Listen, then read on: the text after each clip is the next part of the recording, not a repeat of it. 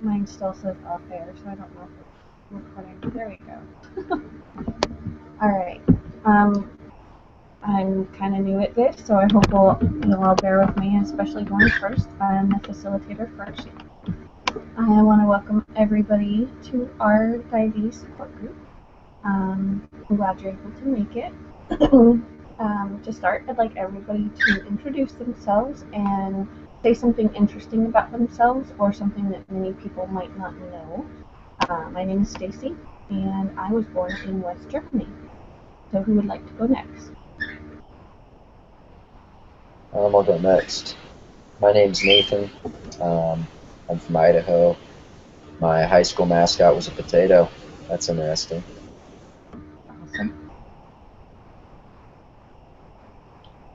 I'll go next. My name's Angela, and I am a mom of 3 kids.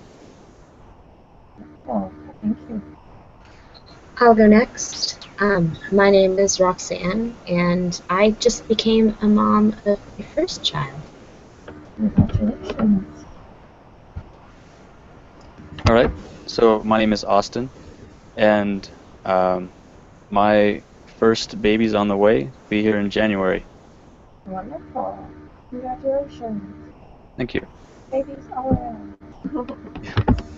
Alright, thank you everybody for introducing yourself and sharing something with us. How is everyone feeling today? Good. Doing well. Good, doing well, awesome. Is there anything specific anyone would like to start off talking about? Or anything that you have to ask that you might not know much about?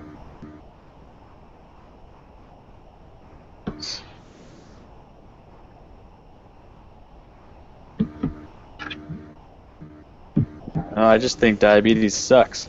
It does. I agree with you. How long have you had it, if I may ask? Or how long have you found it? When did you find out that you had it? 5 years. Have you been struggling with it for all the 5 years? Have I what? Have you been struggling with it? Have you? Oh yeah, every day of every year. It What's just the stinks. what's the most difficult thing you're having trouble with? I don't get to enjoy food like I used to. Are you having difficulty trying to figure out like good foods you can eat that that still taste good like you used to have? Yeah, just none of it tastes good. You have to bear with me because my screen's slow. It's kind of difficult to see who's talking. Roxanne, do you have anything that you're having trouble with that you would like to talk about?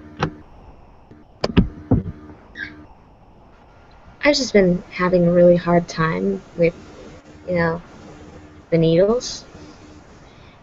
I'm sure we all experience this. You have to give yourself a shot twice a day. And I've just been working really hard, on my diet, just because, if you get your sugar levels within a certain level, you can start taking your insulin orally.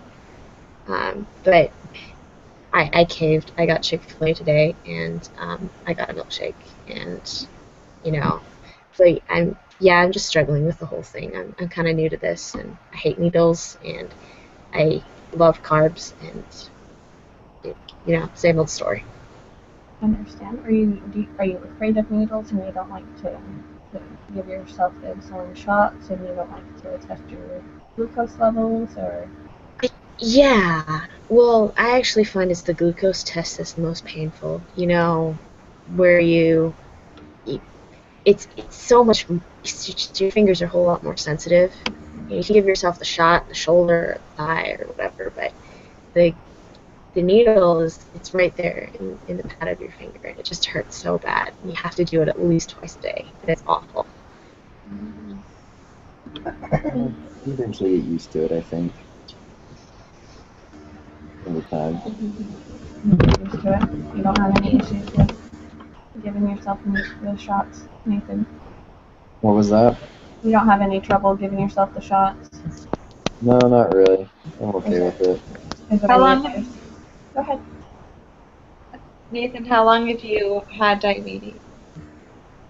It's been about a year, 2 years now that I've been diagnosed, so it's been a little while, but I've gotten used to it. I'm used to the shots. The food, not being able to eat whatever I want sucks, but other than that, it's been okay. Okay. Are there any tips or tricks that you can give Roxanne on how to get her shots done easier and try to not think about the pain in her finger? Anyone? No, just kind of over time, it just get used to it. Get pricked in the same place enough times, and it doesn't hurt nearly as bad as what it used to. You get used to it over time. Austin, do you have any advice to give? Are you alright with giving yourself the needles? Oh, no, I think just no matter what you do, it's just gonna suck. It's just never really gonna get better, and there's nothing much you can do about it. Is there any, or Roxanne specifically, have you talked to your doctor about it? Maybe seeing if there's another way you can test your glucose levels, or, to get away from that fear? No, I just assumed that there wasn't another way for me to test my blood glucose levels that didn't involve my blood. Well, I meant not on your finger, sorry. Oh, okay. Because it hurts the most on your finger, maybe. No, I haven't talked to him about that yet. Might be a suggestion, I don't know.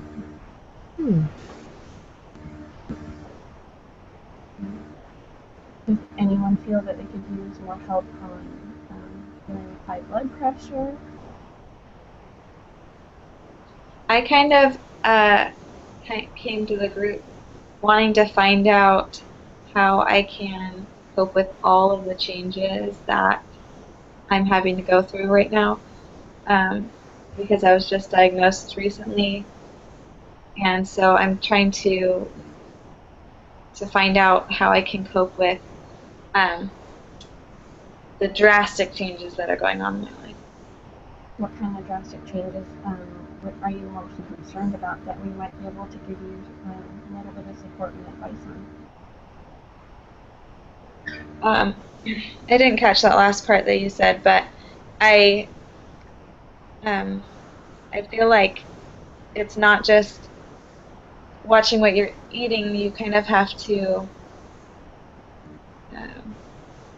take care of every part of your body, whether it's exercise or eating or blood pressure, and there's all these side effects that come with diabetes, and it's just kind of overwhelming for me to think about everything that could possibly happen. Does anyone have any advice or support that they would like to give Angela to help her in the beginning stages? Just gotta keep up on it. Keep your blood sugar levels in check, or you're in trouble. It's how it is. I know that I've struggled with a lot of different things, but I just have to keep working at it and try to work harder at it so I avoid the symptoms that'll come later down the road. I've always had to work really hard at it, but over time it's gotten better and better. You just got to keep your blood sugar levels in check, and you avoid everything that'll come later down the road. More of the long-term effects than what we see short-term. We complain about what's going on now, but it's more of what's going to happen 10, 15, 20, 30 years down the road than what's going to happen 1 or 2 days from now. Those are the things we really need to worry about. Roxanne, is there any advice you'd like to give her? You said you've had it for a year or so now, and Well, I'm relatively recently diagnosed too. I think it was Austin who was, or Nathan, I'm not sure. I'm new too. I would just say that, it is kind of a lot to keep up on, and it is, it is a major life change. Like, you have to exercise, which I don't know if you were like me, but you weren't doing that before. And you have to eat completely different food, and the bread tastes like you're eating a sponge. But for me, I actually am really glad that I've been diagnosed, because I felt horrible before, And if I don't do the things that I'm supposed to do, I still feel horrible. So, I have the choice between completely changing my lifestyle and feeling great, or not changing my lifestyle and feeling like I can't get up off the couch, you know.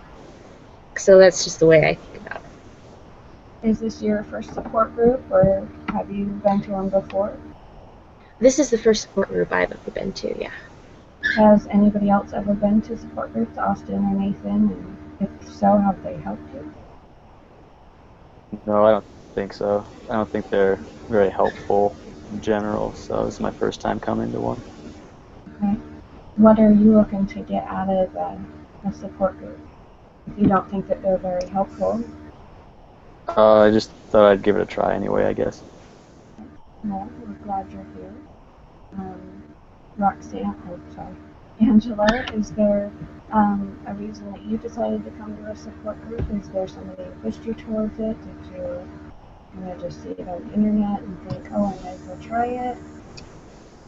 Yeah, my doctor could tell that I was having a hard time coping with the diagnosis, and he recommended that I join a support group and see if I could feel some camaraderie with others who have gotten through this first stage. Good, I'm glad to hear that. And I hope that all decide to come back and keep continuing to work on it. Has anybody been in any other kind of support groups before? This is my first one.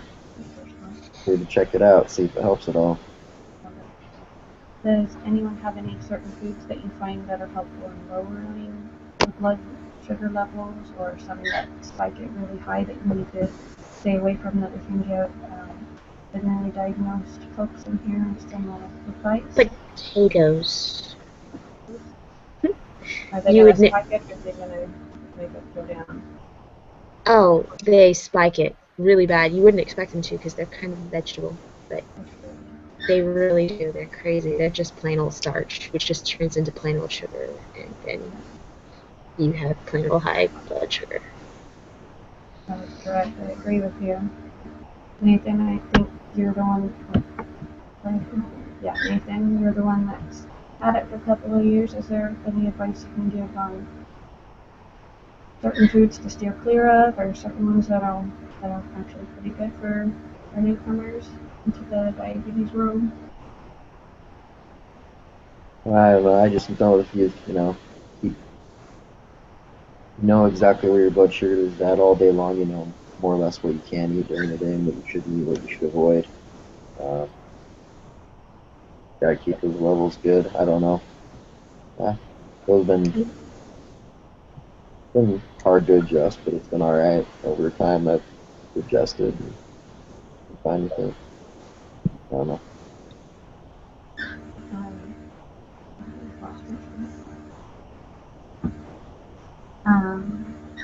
I know, Roxanne, you said you test yourself twice a day at least. Is there anybody who tests on more, or have you found that testing more kind of discourages you, or does it help? How many times a day do you guys test your sugar level? I test it 3 or 4 times a day. More on days where it's all over the place, because if it's all over the place, I need to stay more in check. But test it all the time. Angela or Roxanne? Austin? Yeah, I'm still getting the hang of how many times I'll need to test, but for now it's just after meals so far. Okay. Sometimes I'll test after physical activity, just to check, make sure it's stayed where it's supposed to, because if you're playing sports or running or anything, your blood sugar levels will be all over the place. So that's when I always check too, after meals and after I go work out and stuff. So, I had a question. I always thought you were supposed to check your blood sugar before meals instead of after. I think you can do both. I've heard that, if you check it before, then you know kind of where your level is, and then, you check it. I did a little bit of research, and I've seen that if you do it afterwards as well, after about an hour after the meal, should probably be about 140, and then about 2 hours after it should drop a little bit more to about 120. So yeah, if you want to check it beforehand, just so you get used to knowing, how often you should eat and what you should eat. I would assume that it's not a bad idea to do it when you're in the beginning stages, just to get a feel out for your body and what kind of things that you should eat or shouldn't eat. Because if you check it and it's really low, and like you said, if you eat a whole bunch of potatoes and it jumps up, you know that that's probably not a good thing to be stuffing into your body. I think we only have about a minute left, so is there anything that anybody would like to close with before we end our time? Anything that we haven't hit on for today that is really bothering you?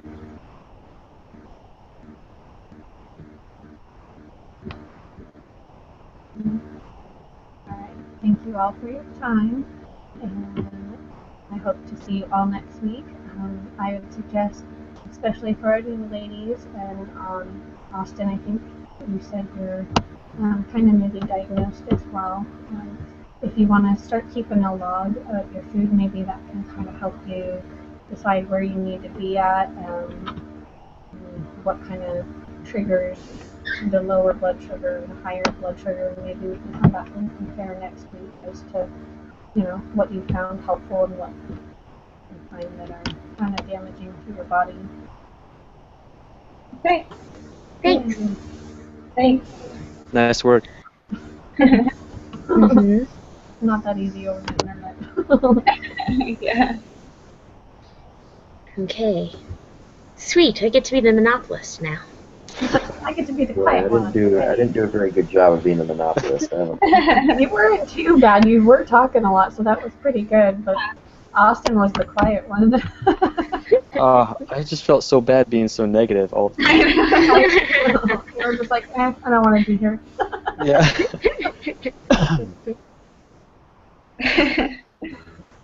All right, so are we ready to go for the second one? We'll start the timer. Go for it. Austin. Okay. Yep. All right. Well, thank you all for coming to our first support meeting for diabetes. And I guess I'll introduce myself. My name is Austin, and I have diabetes, and so do a few of my friends as well. One of my friends was actually diagnosed with diabetes a few years ago, and she's pretty young as well. And so this subject is close to home for me, which is why I wanted to facilitate a support group for everyone to try and help everyone get what they need and be able to cope with having diabetes in their life. So maybe we can all introduce ourselves and go from there. Hi. Who would like to introduce? Thank you. I'll start off. Hi, my name is Roxanne. Sorry I seem so cheerful, but I'm a type 1 diabetes, sufferer person. I was diagnosed when I was like 10 years old, so I've had this for a really long time, which is probably why I'm so cheerful about it. But, yeah. Great, thanks. Who's next? Go next. I've had it for a little while, a couple of years. My grandpa had it, cousin has it.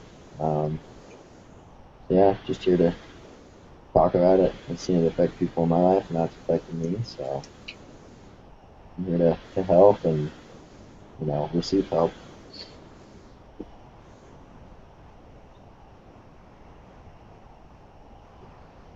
Great. Who's next?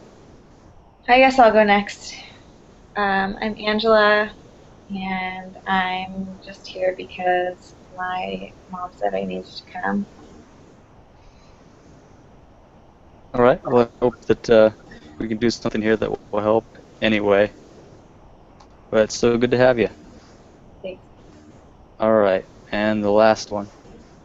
Hi. My name is Stacy. I've never been to one of these before, and I don't know what to do. I just maybe I'd kind of check it out. Great. Well, it sounds like it's going to be a new experience for all of us, so that's pretty exciting. And um, just as a general idea of what we plan on doing here, since we're all new, we're just going to try and discuss different ways in which we individually have learned how to cope with diabetes in our day-to-day life. And we can talk about a few different personal experiences and get support from the whole group here, and maybe gain some new techniques of how to deal with it in our day-to-day life from each of the individuals here. So it's going to be pretty exciting.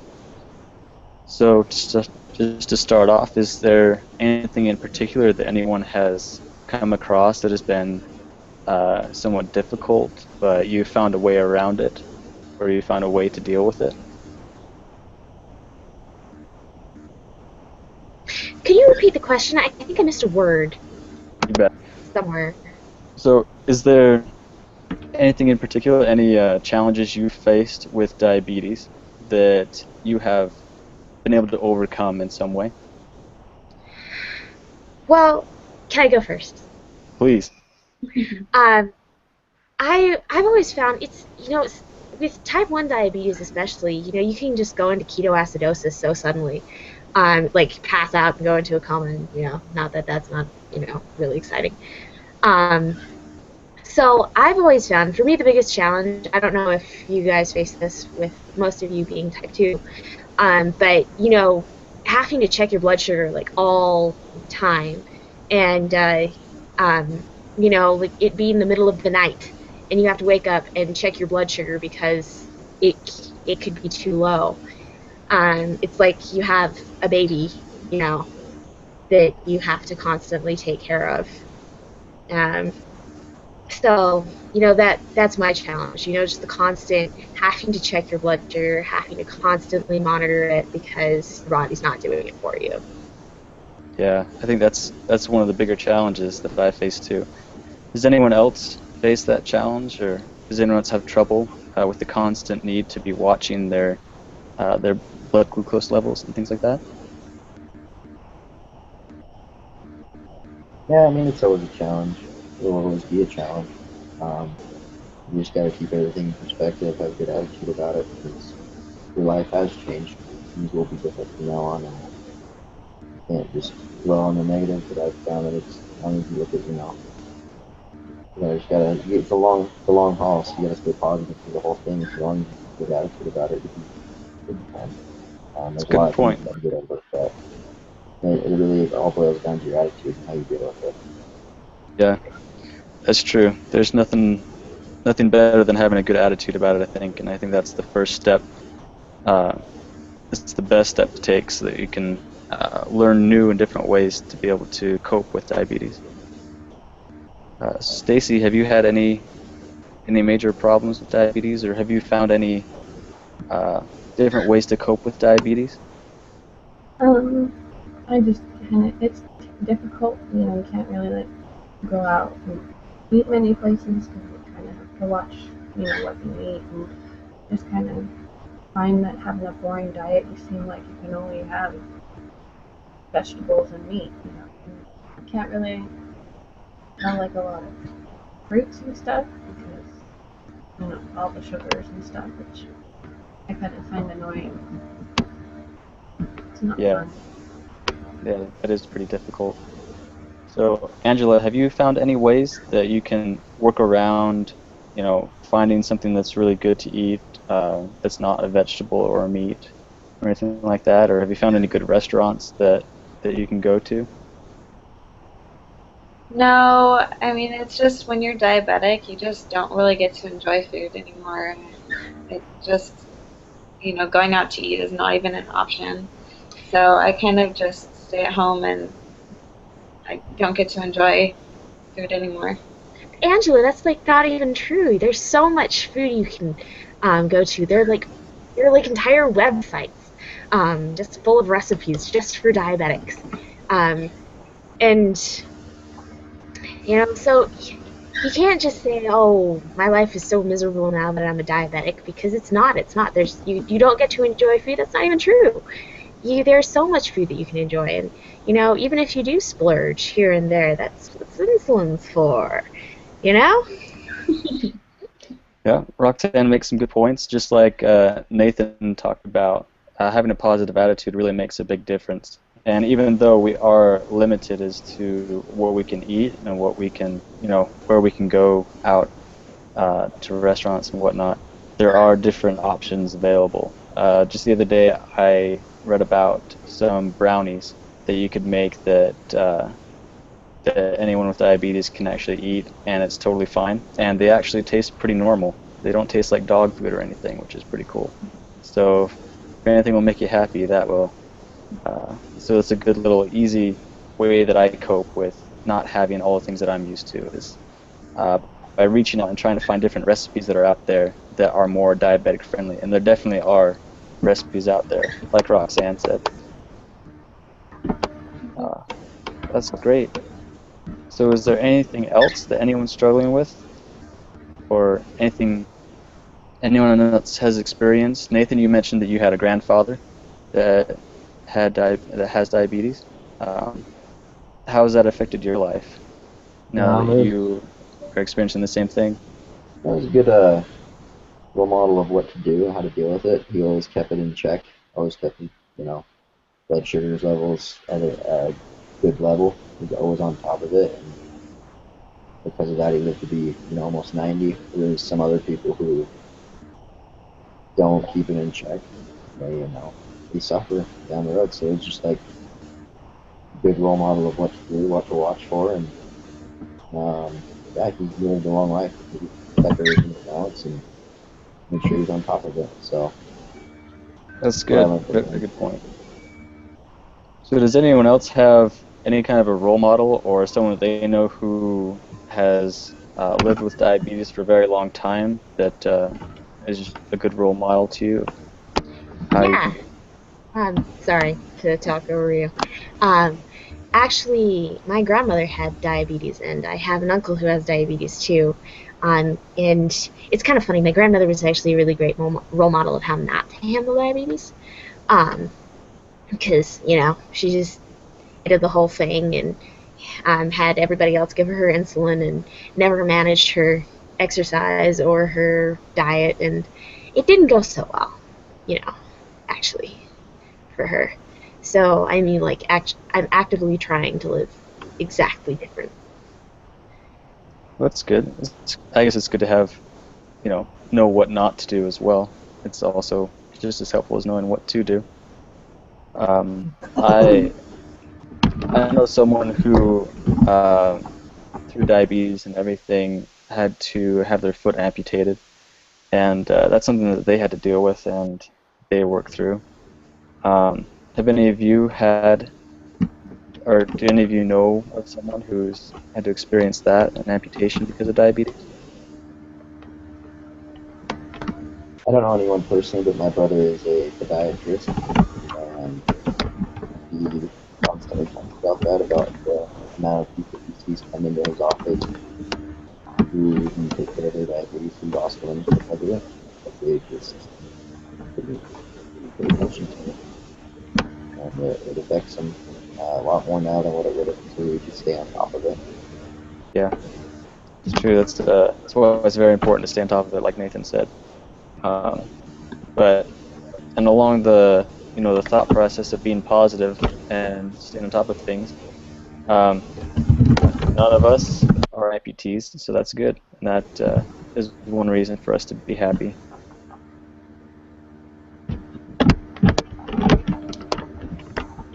So, um, have any of you found any good recipes that are diabetic friendly that that you really like? Brownies or any other kind of dinner food or dessert? Actually, I found this really great recipe for bread. Oh yeah? It's actually, yeah, homemade bread. That's diabetic friendly. It's awesome. I'll send out the link to the recipe. Oh, perfect. That'll be great. Something we can all take home, and before we come back next time, maybe we can all talk about the homemade bread that we're able to eat for the first time in a while.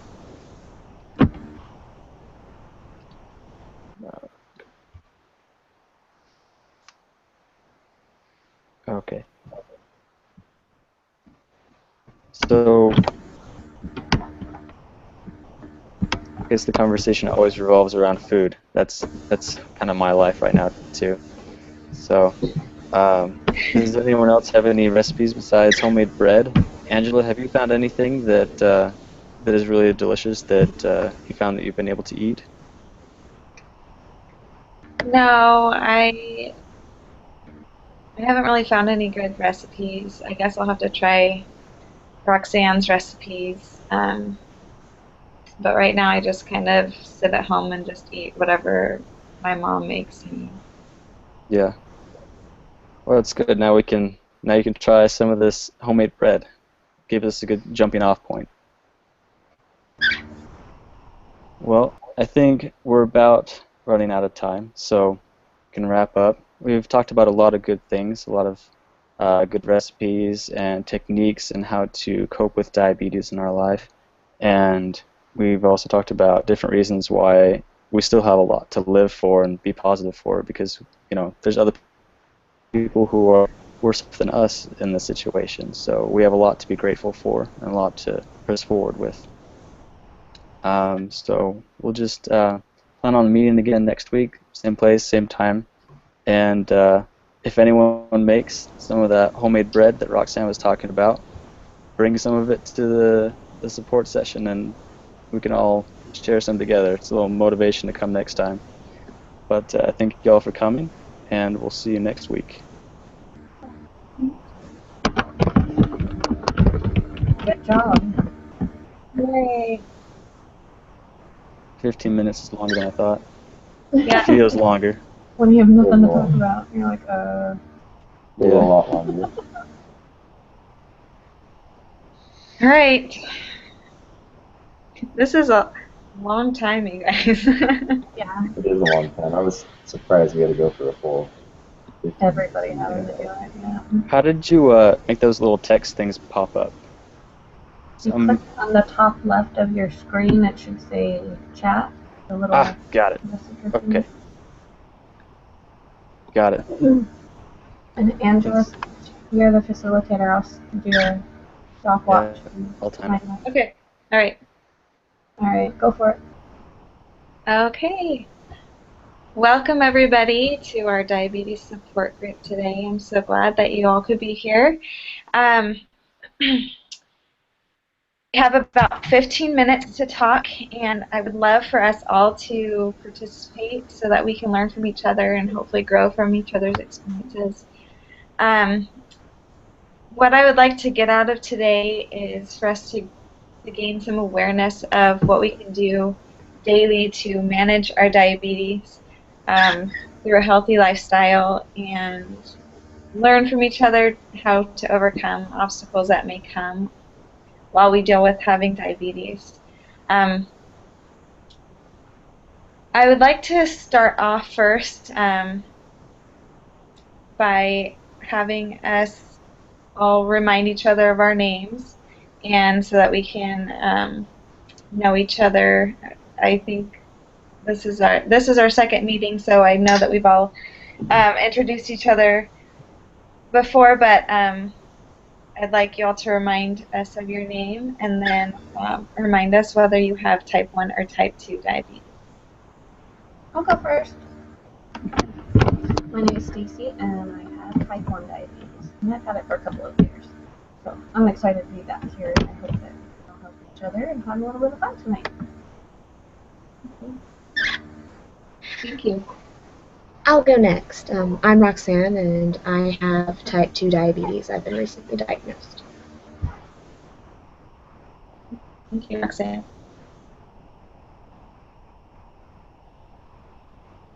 I'll go next. I'm Nathan. I have type 1 diabetes. Okay. All right. So my name is Austin. I also have type 1 diabetes, and it's my first time at a support group. Okay. Well, thank you guys all for being here today.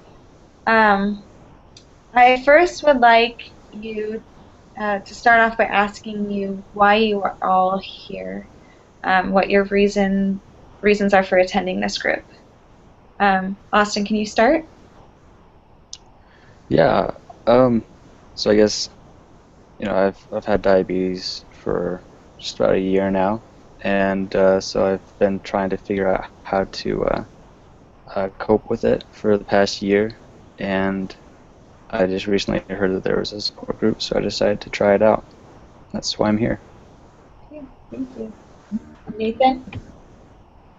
Yeah, I'm just tired of it and looking for any kind of help I can get. It's getting old, so I haven't been able to find much help. And hoping this can help me out.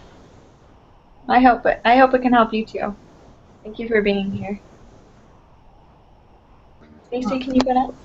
Yeah, I've actually been to a couple support groups before, and I find them very helpful. Everybody kind of has their ideas, and we all get stuck in a rut, and we just want to kind of give up. And we think life's boring, and we don't have anything fun to eat. But there are so many recipes out there, and so many people out there willing to help. That coming out and just getting out of the house once in a while is pretty great too. And just exchanging recipes because you think life is boring, and who misses sugar so much? I think everybody does, but once you kind of learn the different things that you can do and that you can make, and it's not so difficult. You can actually go out and have a good time every now and then. Not be so bummed out. Thank you, Stacy. Brings a nice positive attitude to this group. I appreciate you being here. Roxanne, what is your reason for being here? I'm just looking for ways. Well, since I'm lucky enough to have type 2 diabetes, which is somewhat reversible, I'm looking for ways to alter my lifestyle so that I can manage this. Awesome, thank you. That kind of brings me to the next point.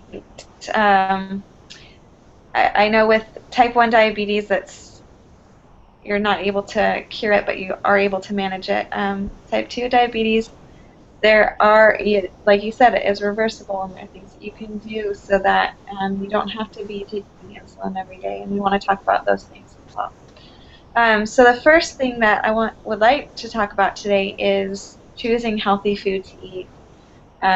Eating a balanced meal and menu really all day long, breakfast, lunch, and dinner, and then some good healthy snacks in between. My first question for you guys is, what are some reasons, or why is it so hard to eat healthy food? I think it's because the way we're raised, especially like now, there's so many processed foods and so many just quick meals and so many fast food places you just don't want to cook when you get home from work. So it's like, oh, I'll just grab a hamburger on the way home. It's easy. I don't have to cook when I get home. I can spend more time with my family. And so you just kind of get stuck in a rut of going out all the time or just eating food that you think is good. And I think that the more you prepare at home, actually the healthier it is. I know it's more time consuming, but you actually get to know what's going into your food. You actually go out and you buy the stuff, and you don't have as many preservatives in there. And I think that if you just look at the ingredients of certain foods, you can just see how many extra additives they put in there. And a lot of people don't think it's bad because it's, why would companies want to hurt us or anything like that? But I think it's because it's cheaper and it's more easily accessible. Yeah, I agree with you, Stacy, that it takes a lot more effort, but it's worth it in the end to have a nice, healthy meal. It makes you feel better. Anybody else have a reason why it's hard for them to choose healthy food to eat? It doesn't taste as good sometimes. Yeah, so there's the time and then the taste. Sometimes you just don't want to have another salad. You've had enough salads. You don't want another salad. And I get that. So what does everybody else do? I mean, I do salads. I love salads, but yeah, you do kind of get bored of them. Does anybody else do other things besides, meat and salads? Yeah, I haven't found much. It's nothing's been very good to me. It's just I haven't found a whole lot that I really like to enjoy to eat. Would you like me to give you some? Diabetes friendly. Yeah. I know that there are some good recipes out there that do take some more time, but some that are quick as well, and some good snacks that you can pack away. I know I have a really good salmon recipe that we love, and even for people who don't like fish very much, they still love this recipe. Um, you you have a good salad on the side and some quinoa on the side, and you're good to go. I've actually found it's very helpful to go to like buy foreign cookbooks, like a lot of foreign uh, recipes have a lot more vegetables and stuff like that in them, already. So that's what I've been doing a lot, branching out into different cuisines. That's a great point. So does anyone else have any other questions or things they want to mention about healthy food before we move on? The next thing that I wanted to talk about was making sure you get your physical exercise every day. You should, on average, get about 30 minutes of exercise a day, and all know that it's difficult to do that. But we want to talk about reasons why it's difficult and reasons or how we can overcome those difficulties, so that we make sure we get our exercise. So first, does anyone have any? Can you list any reasons why it's difficult to get your exercise? I'm busy all the time. Like, I work constantly. I mean, you come home and you take care of your family. Why would you want to go out and work after working, 8, 10, 12 hours a day? That's a good point. That's a good reason. We'll see if we can figure out some ways to avoid that. Just a pain. You're gonna have to have something to eat all the time. If you're playing basketball or something for a long period of time, you have to check between halves or quarters. You always have to be making sure everything's up to, everything's good, and it's just a pain to Yeah, and you can't exercise. just grab a Gatorade, right? And drink it when you're feeling tired. Yeah. Can't just do what you used to be able to do. It's just So, in your experiences, if any of you have felt like there's a time in your life when you're really good about exercising and getting those 30 minutes a day, what can you say was different about that time in your life? What were you doing differently?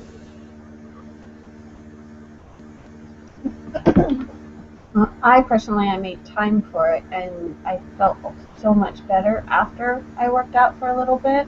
And I think finding like a workout buddy is very helpful. It kind of helps motivate you and helps get you to, want to get out there, and somebody to kind of hold you accountable for it. And you'll feel better after it, but it's just that, lazy, boring feeling that you don't want to get up and move. And like I said, you work all the time, or you take care of your family, and you don't want to have to come home and cook and then go out and work. So I just think finding time to do it, after knowing that you'll feel better about it, is pretty helpful. And again, finding somebody that, even if they're in good shape, find somebody that you trust, that will push you and will get out and run with you, or play volleyball, or just some kind of fun physical activity that you might enjoy.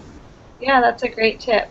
Having a buddy, and maybe we can find some buddies in our support group that we can go work out with. I know that in my life I have to prioritize things, and when I got the diagnosis that I was diabetes, I knew that I had to prioritize myself higher on my list. And I've got a family to take care of and kids to take care of, but without, they need me to be healthy before I can take care of them. So I've heard that analogy about that jar where you put the large stones in and you think it's full. And the large stones are the important things in your life that you have to put first. But once you fit the important things in your life, you're able to put small pebbles in there when you think you couldn't even fit any more. And then you're able to add the sand and then the water, and all those still fit in the jar even when you thought you didn't have time. So I know that if we take care of ourselves first and keep ourselves healthy first, we're able to accomplish a lot more. Does anyone have any experience with that? They're able to accomplish more when they feel healthy and take care of themselves. Austin, do you have any experience with feeling better once you take care of yourself, exercise, and eat healthy? Oh yeah, for sure. Yeah, I always I always dread going to exercise or work out, but afterwards I always feel great. Or after, a good ultimate frisbee game or volleyball game or anything like that, I always feel great. So Awesome. Thank you. I think if you kind of have a schedule, it definitely helps, like you said, with the pebbles.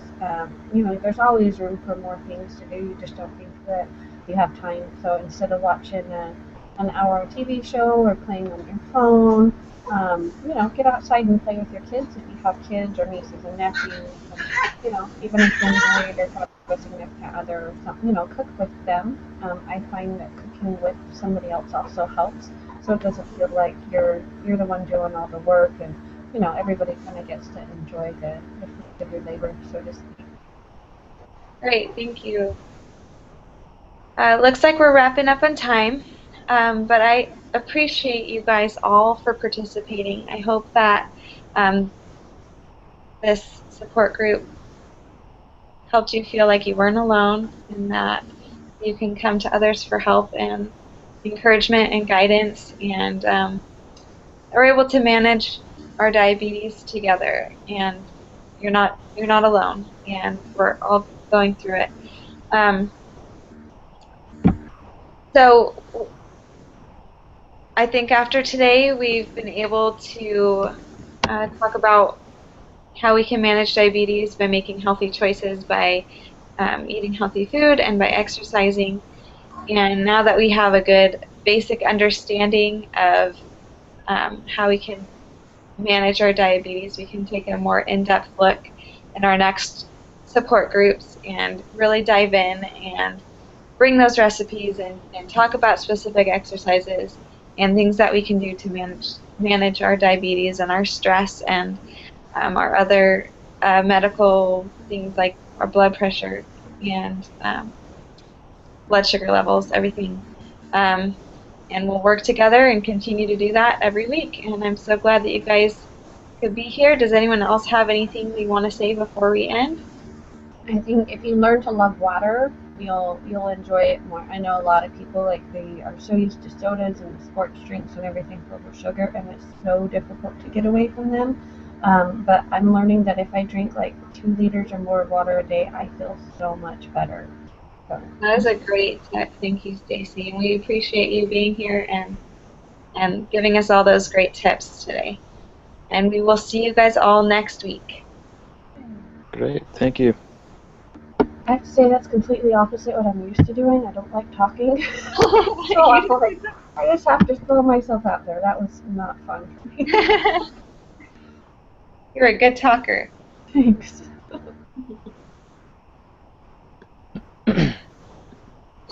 All right, let's help facilitate now. All right. I'd like to thank everybody for coming out today. Let's just start off. I know we were here last week. Let's start off introducing ourselves again to get some names down. Who'd like to go first? I can go first. So Okay. my name is Austin. I've got type 1 diabetes, and I just recently found out that I have it, so it's all kind of brand new to me. But I've done a lot of research on it, so I'm kind of familiar with it, but I'm still learning at the same time. So take everything I say with a grain of salt, I guess. We'll borrow the learn. Hey, Sorry. I'm Roxanne. I have type 2 diabetes. I've had it for a little while now, just like everybody else in my family. Yeah. Okay. Who'd like to go next? My name is Stacy, and I've had type 1 diabetes for probably about 5 years now. So I like coming into support groups and trying to help people. Okay. My name's Angela, and this is my first recovery. All right. Hopefully, we can learn some new things today then. So when you're diagnosed with diabetes, obviously there's a lot of things that change in your life. What have been some of the biggest changes you guys have had to deal with um, having diabetes? One has been food. Obviously, I never really had to keep track of, you know, my blood glucose levels and stuff like that. I'd always just eat whatever I wanted. I was just like a beanpole. I'm really skinny, so I could eat whatever I wanted. Never really has ever mattered to me. But now that diabetes is an issue, I have to watch really closely what I eat, and I cannot eat like I used to at all. And sometimes when I'm out with friends and we just, hang out all night and we just binge on junk food, I don't get to, you know, have as much, and I have to like take insulin, which is not fun because, no one wants to stab themselves with a needle when you're out with your friends and stuff. It's just really inconvenient. Oh yeah, for sure. Definitely inconvenient. Definitely take some adjusting and getting used to. Thank you. Anybody else have any big adjustments they've had to get used to? The biggest adjustment for me is like, I don't know. It's it was really disheartening to see like my life mapped out for me. Um, it's either you eat this lousy food for the rest of your life and stick yourself with a needle at least twice or 2 or 3 times a day and check your blood glucose levels 5 times a day, or you can be miserably sick for your entire life and, well, not to be like morbid or anything, but like pass away from kidney failure and stuff like that. Um, so that was fun for me to find out. Hmm. Yeah. I think learning to balance things. I mean, yeah, we all have a horrible time trying to the boring food, but if you balance it with, a snack every now and then, that a little cheat day, or it's not too bad. You can still enjoy things in life, and just make sure you work out and you do check your blood glucose levels as well. It's not too bad. It's not as bad as everybody makes it out to be. It is just a lifestyle adjustment from what we're used to. Yep, for sure. Definitely a lot of lifestyle adjustments. Angela, are there any lifestyle adjustments that you've had to make since being diagnosed with diabetes?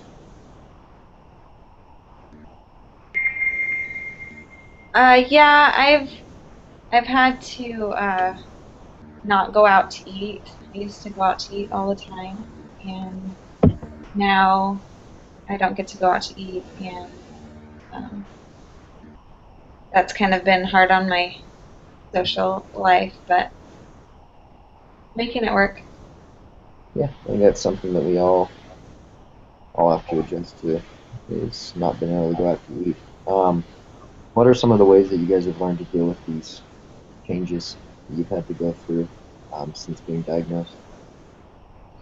For me personally, I've just learned to stay on top of things. So like if I want to go out with my friends and and eat and stuff, I have to make sure that I check my blood glucose level, a safe spot where I can actually go out and enjoy the night with them and bring some extra insulin if I know that I want to treat out when I leave and get out with my friends. So yeah, that's how I usually just try to stay on top of things, and like we talked about earlier, just try to exercise regularly to keep the levels in the right spot, and you know just be really safe and careful and keep an eye on what I've eaten and you know where my blood levels are at. For sure, exactly. Anybody, staying on top of it is one way that Austin's learned to cope with it. I have a cousin who's was diagnosed as a freshman in high school, and we'd always go out. That's how he got to go out with us all the time. Is he always just stayed on top of it. Is there anybody else who's found ways to deal with, the lifestyle change, the adjustments they've had to make in their life? I don't have any other family besides me, but I have a friend that was recently diagnosed as well, so we kind of got to go through it together, I guess. But she manages it really well, and so whenever we go out and stuff, you can barely even tell she's even dealing with it. So I guess it's not much of a difference in her lifestyle or for what it looks like from the outside. But I guess we can all do the same thing at some point. Yep, exactly. Thank you for that. Roxanne, do you have any comments? Yeah, well, I was just gonna say, everybody's always talking about how if you stay on top of it, if you exercise, if you check your blood sugar, carefully all this time, if you manage your, diet. But what if, I'm a working mother who's also in school. I barely have time to sneeze throughout the day. How am I supposed to find time to fit in exercise, to fit in, planning out my meals, to fit in this miserable checking my blood sugar all the time? How am I supposed to find that time to do that exactly? That's definitely something that's difficult to manage. Angela, Stacey, do either of you two have suggestions for Roxanne? I would suggest, I mean, are you married? Do you have a husband? Yes, Okay. I do. I would assume, I would suggest, if he understands your situation, is to have him on board, help you plan meals together that you both like. I know a lot of people don't like seafood and stuff, but I know that there's some recipes out there that I could send you that, they're not that difficult to make. There's crock pot meals that you can just throw something in the crock pot, leave it on all day, and you come home and you have your house smelling wonderful, and you guys can just sit down for a meal. I understand that it's not easy to, do work and school and have a family life. I go through it as well. I should probably clarify that my husband's in the Army. Okay, I understand that as well. Do you have a friend or, family members who are close by who might be able to help You you see, with that? it's really hard to swing that because my he's reserve, but he's deployed to Kuwait right now. They're backup for Afghanistan. It's an engineering battalion. So because I'm reserve, I don't live anywhere near any other Army wives. I don't, really kind of know. I'm kind of a hermit I too, understand that as well. What about ladies in the church that you might go to that might be able to be willing to help out, maybe babysit every now and then, or help bring a meal, or help give you ideas on what kind of meals to make? I'm sure we all here have ideas like quick and easy meals to do as well. Okay. Yeah. Sure. Maybe that will work. Yeah, it's definitely an adjustment, and I definitely feel where you're coming from. I think we've all felt that way. At times, one time or another, whether it's been going to school or kids or life, trying to have a social life, whatever. It's definitely an adjustment. Definitely difficult. Um, thank you for your comments, Stacey. Angela, do you have any suggestions for Roxanne?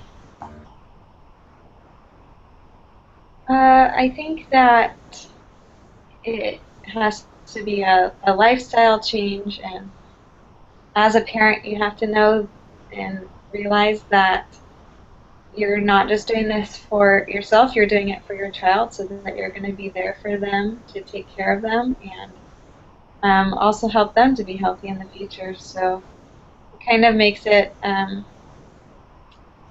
easier to sacrifice that time, even though, it is difficult to have a baby and try to prepare meals. Um, you can easier sacrifice that time so that you know that you're taking care of this child, you're taking care of yourself, so you can take care of them. Mm-hmm. It helps to keep things in perspective. That it's not just for you, but it's for your family, so you can be around long term for your family, so you can be here for them. It seems like the theme of the last little while has been kind of time management and managing your busy schedule around your diabetes. Is there anyone who's found an easier way to do that to manage their time around their diabetes and the exercise and the food meal prep that comes with it? I actually haven't found an easier way to do it. That's one of the things I was hoping to figure out by coming to the support group, since I'm somewhat newly diagnosed or just trying to figure out how to cope with it. So yeah, I'm interested in knowing that too. I found that keeping a schedule, what days do you go to work? Some people work 4 days a week, some people work 5 days a week. So you've got that time that you have to be at work. And like I was telling Roxanne, you can always do crock pot meals that are quick and easy. You can just throw some chicken or pork in the crock pot with a little bit of sauce, and then have a salad when you get home. And that way it's less to actually prepare, but it's still a healthy meal. And juggling everything, asking for help. Don't be afraid to reach out to people that are either your neighbors that you know or family members that are nearby, or even church friends that you might know that are helping you. And of course, coming here, you wouldn't be here if you didn't, want to request the help. So we're all willing to help give you ideas as much as we can. That's great. You definitely have to, plan a lot more than you've probably ever had to plan before. You have to plan out everything, every aspect of your day, and find a slot during the week where you can prepare big meals, and prepare large quantities of meals that you can eat throughout the week, and that's definitely something. Anybody else have any ways they found to manage their time a little bit better on their diabetes?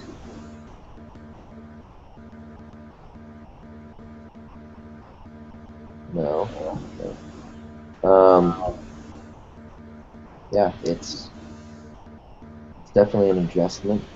I know that the more and more that longer and longer it goes, the more and more you'll learn about how to deal with the diabetes, and deal with the different things that come with it. Anybody, coming up on about a few minutes left, does anybody have any, final things they'd like to say that's helped them, that they've learned over the last couple weeks or months? I've just learned a lot from being here. Just everything everyone said, I've been able to take a lot from it, and I'll be able to apply that to my day-to-day life and be able to move forward from there. So it's been great. I definitely think that. I know it's tough, but laying out a schedule and setting aside time to work out. And I understand, like Roxanne, your husband can be deployed, but if you can get a babysitter every now and then to watch your baby, you can go work out, or even take your baby on a run or a walk with you just to get out and get some fresh air and get moving. And I think it's helpful, especially if you can include your baby with it. Your exercise routine.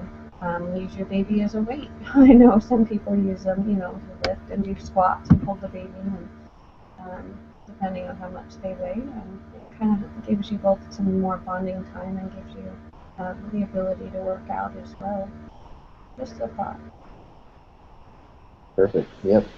There's definitely a lot of adjusting that has to be done, but I know the longer we keep coming back to these things and constantly researching and looking for ways to improve our lives, that we'll eventually be able to do that and learn to cope with it, and it'll help us so much long term. And then it's definitely a help to come to these groups, and let's just keep coming, and we'll see you next week. Super. Sweet. I could have whined for a lot longer. I felt like I should. So, I'm now going to be the facilitator. With one small complication, there's this small possibility, or maybe probability, that my baby is going to start screeching his head off sometime in the next 15 minutes. So if that happens, I'm going to mute myself and facilitate by typing. Okay. Because who wants video in which you have a little baby screeching? Okay. So, welcome to the Diabetes Support Group. Thank you for making it back this week. We had such a wonderful meeting last week, and I'm so glad to see all of you again. And just as a quick refresher, let's all go around and introduce ourselves. Say what kind of diabetes we have, type 1 or type 2, and say what our favorite type of exercise is. Okay, I'll go first, if that's okay. My name is Angela, and I have type 2 diabetes, and honestly, I don't exercise very much. My favorite exercise is walking at the mall, and that's about all the exercise I get. That's exercise. That's totally exercise. Yeah, I think so. I don't know about everybody else. Thank you, Angela. All right, I who would can like go to go next. next? So my name is Austin, and I have type 1 diabetes. And my favorite exercise is probably just, going on bike rides, especially if there's like some back country to go through, a really pretty area. Just gotta Hmm. go for a ride, get some exercise, and it's just me and my thoughts. So it's really nice. Well, thank you, Austin. I must say I love bike riding too. Who would like to go next? My name is Stacy, and I've got type 1 diabetes, and it's horrible. I've been dealing with it for like 2 years, and it doesn't seem like it's ever gonna end. I do love volleyball, though. I really do. Well, thank you, Stacy. You're a whole lot braver than I am. I'm terrible at volleyball because it seems like just a game of pain and suffering. But, we've all been there where, diabetes is pretty, it stays with you. That's the problem with diabetes. It doesn't ever go away. Yeah. But thank you for being here. And we have just one person left. I'm Nathan. I like to run and play basketball. Mm. Excellent. And what kind of diabetes do you have, Nathan? Type 1. Type 1? All right. Thank you so much.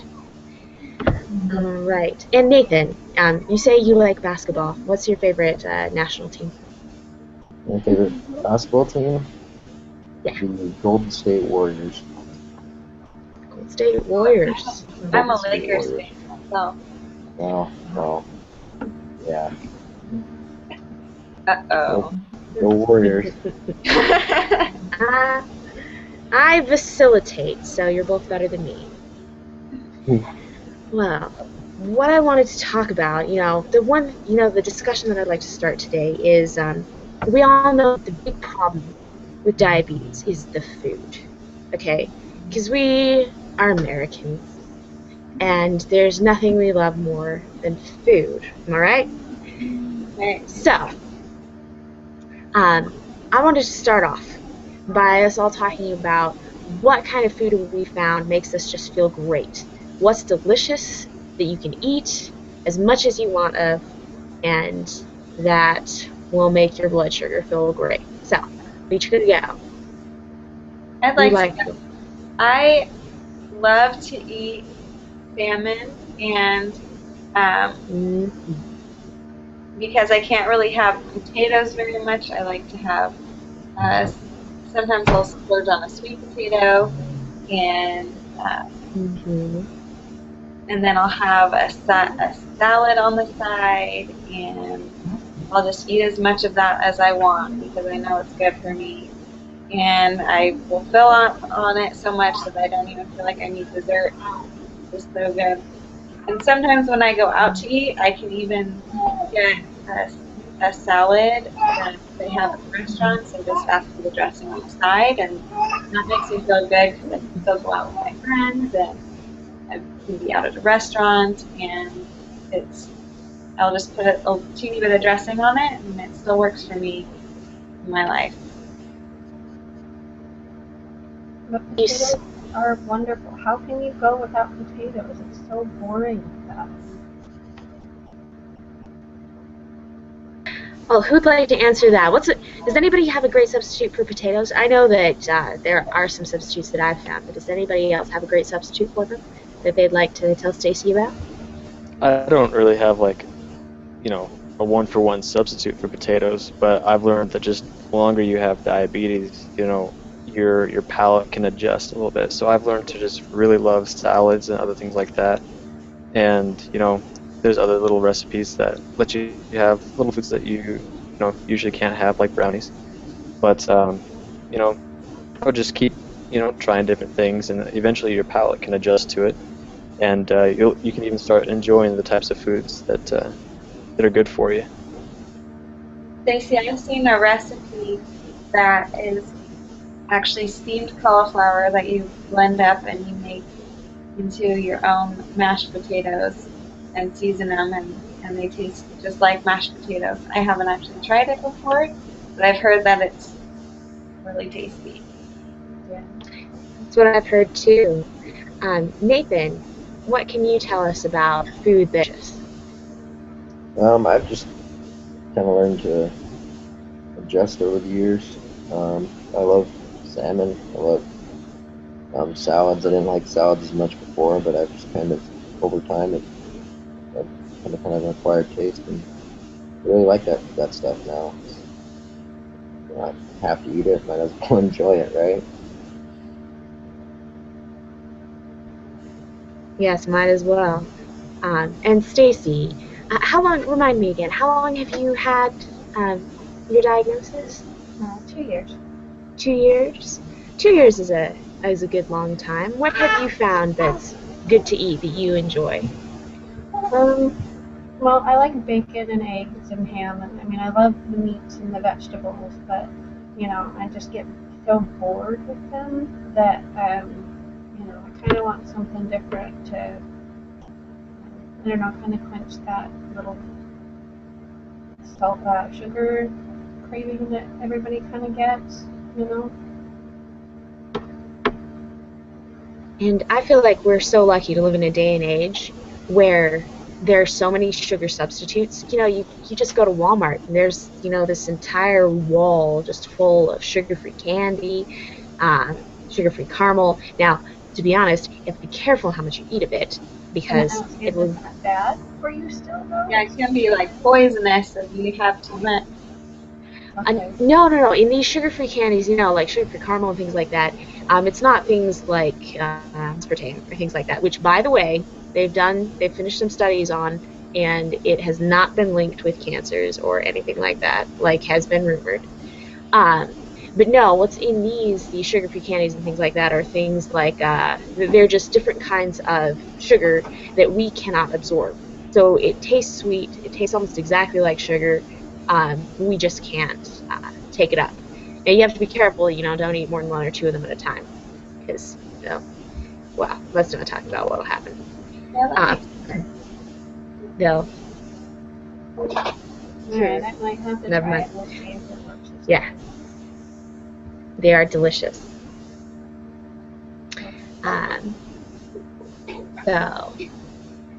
The other thing that I wanted to talk about is exercise.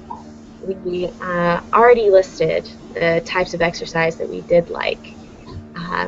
Now I want to talk about how we manage to fit exercise in, because that's just such a crucial part of managing diabetes. So how do we fit exercise into each of our lives? And I'd like each of us to go, starting with,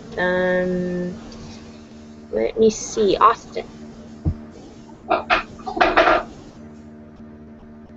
Yes, what was that? How do you manage to find time and motivation to exercise? Just organizing my time and just figuring out what my priorities are. So if I, put more value on something, that usually gets done first.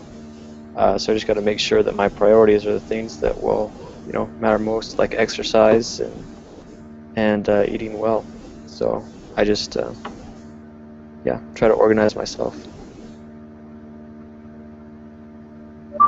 I like to analyze my life every once in a while and kind of list out my priorities and see what's taking up a lot of my time, and things that are taking up a lot of my time that are not important to me should be taken right off the list. And so I'm able to fit a lot more things in when I simplify my life and I reanalyze it and I look at it and am I putting myself first? Am I putting my family next? And then am I, so that I'm able to take care of myself, take care of my family, then should be work, school, and all those extra things that I have to fit in. So I end up finding time for exercise by taking out things that are not important to me and that I don't see any benefit from having in my life. Okay, like I work a ton of hours a week. I travel for work as well, and I have a family, and I'm going to school. How in the world do you even fit exercise and eating healthy in? It just doesn't make any sense. Like, then there's no time for And does anyone have Stacy brings up a very good point. Does anyone have any particular strategies that they've used? If when you're really, really busy, how do you fit exercise and healthy eating in? Well, I think with work, you should be given breaks. So one break should be lunch. If you're working 12 hours a day, you should have multiple breaks. So at least on 1 or 2 of your breaks, you could walk around,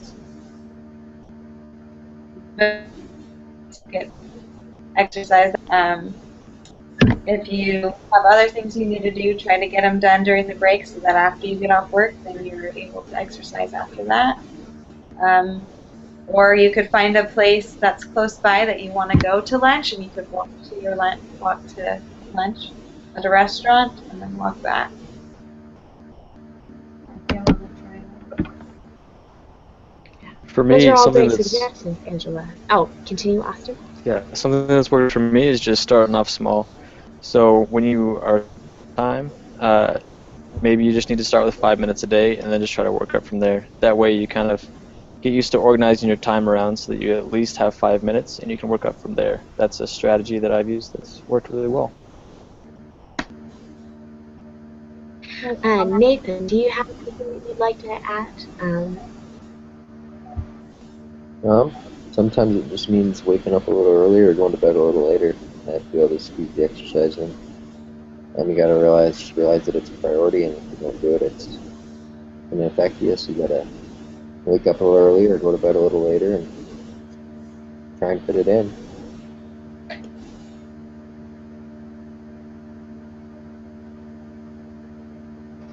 Excellent, Stacy. Did you get anything that you think you'll be able to use from those suggestions? Yeah, I might be able to try it. I just think, if you only work out for like 5 minutes, like, is that really helpful? I mean, I've been told that you have to do a minimum of 20 minutes of like aerobic exercise to get like anything out of it. So I don't know. I just don't know if that would help.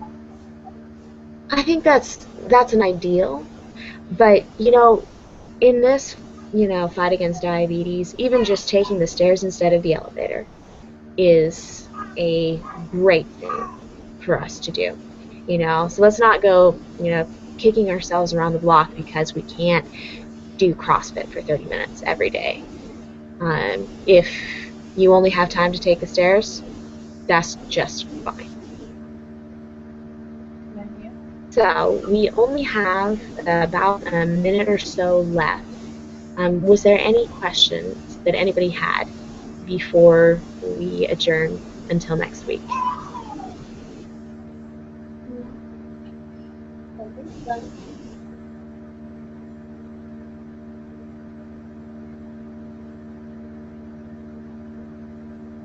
Is everybody having a relatively easy time figuring out? Is anybody brand new to this? To the sport group or to diabetes? To diabetes. Yeah, I'm relatively new. So how are you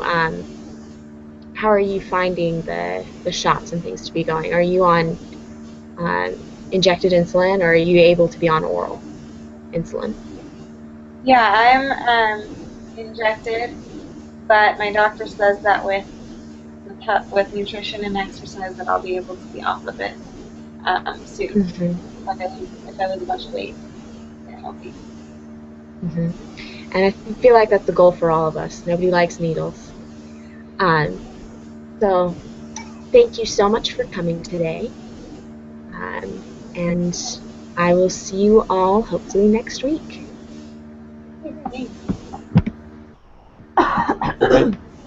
Yay!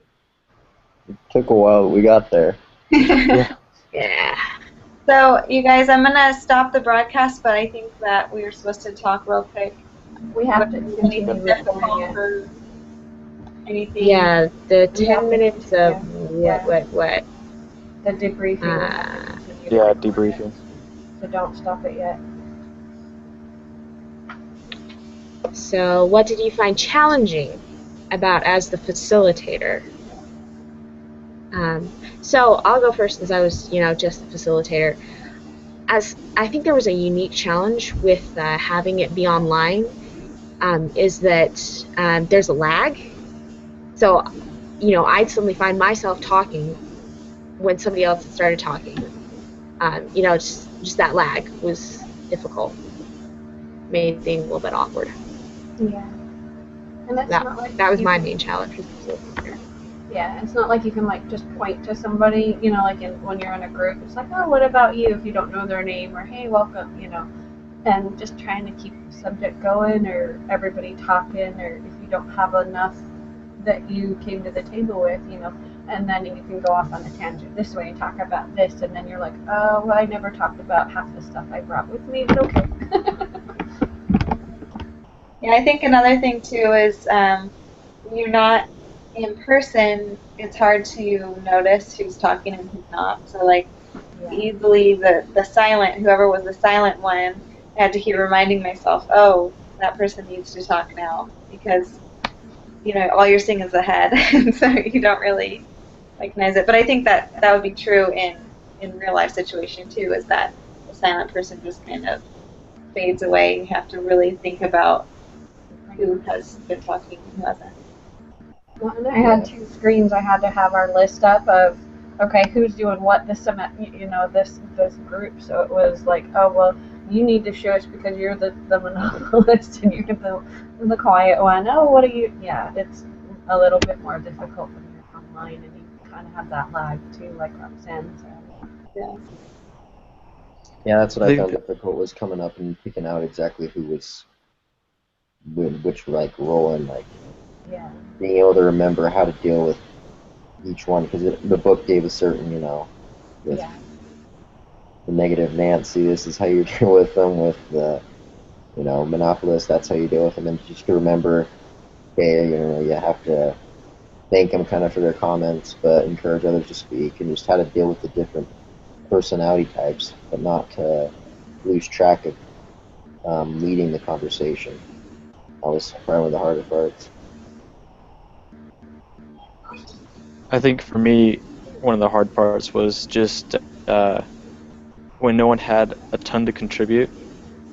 It was hard to facilitate a discussion when no one was super eager, which is pretty common usually, like especially when you first are getting to know people and whatnot. So for me, that was probably the biggest challenge of it, besides not being able to use body language or anything like like the book talked about and stuff, since it's online. And not like the opening, you're supposed to get to know everybody. It's kind of difficult, like you said, when you're online, because I saw the videos. You're like, oh, we could play this game, or we can play that game. So that's why I was like, how am I going to do it online? Okay, well, let's try to get goofy and, get people out of their comfort zone a little bit. And yeah, it's not as easy when you're online. Yep. I think too, keeping a positive atmosphere, even though there's a complainer, that we kind of have to turn it around and make it something positive, or some way we can help them. Yeah, and you have to do it in a tactful way so that they don't feel picked on or offended by how you do that. It's tricky, tactful. Yeah. Anything else, you guys? I think what did we learn Well- about facilitating the support? Yeah. There was another question. What did you learn in this activity about facilitating a support group? Something that I noticed when I was facilitating was, how do you talk about something that's this sensitive without being offensive? Yeah. I think it makes a difference if, like, it would depend on who was facilitating. If it was someone who was facilitating who didn't have the diabetes, it'd be really easy, I think, to come off as insensitive. But if you were facilitating and you had the disease, then I think people have a different perception of you, because you are going through it as well. But it is really hard to find the balance between kind of speaking your mind and saying what you think and not coming off as insensitive. It's really tough sometimes.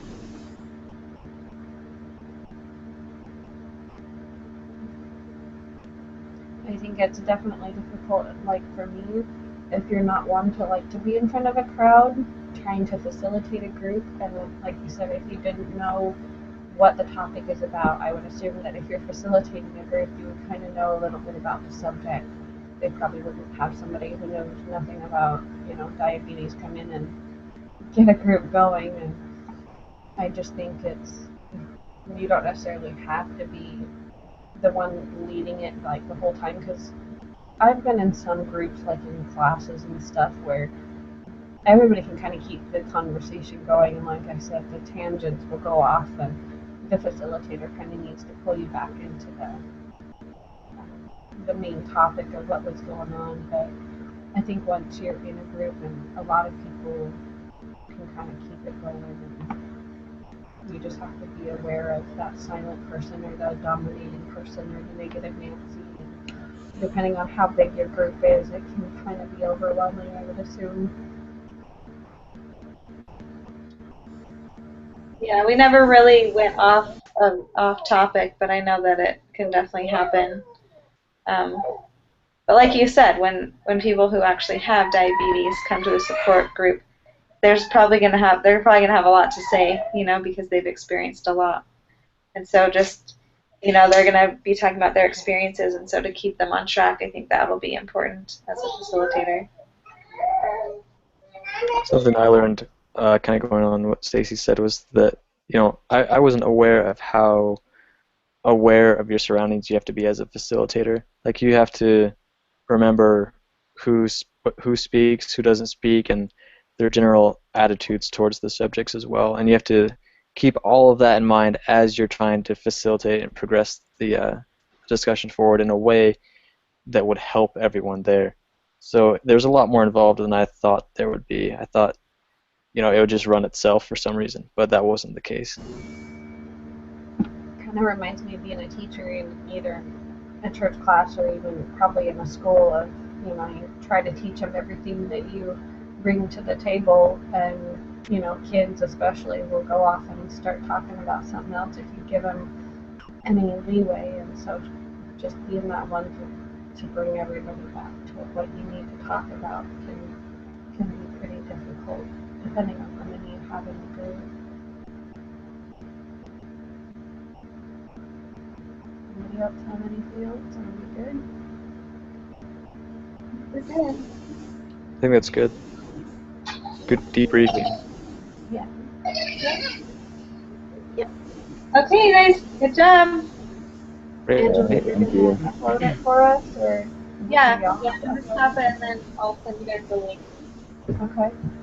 All Where do right. we turn it in at? Do we just turn it in on the thread? Because I'm looking at it now and it just says upload it, but I don't know where we're uploading it. Does that just mean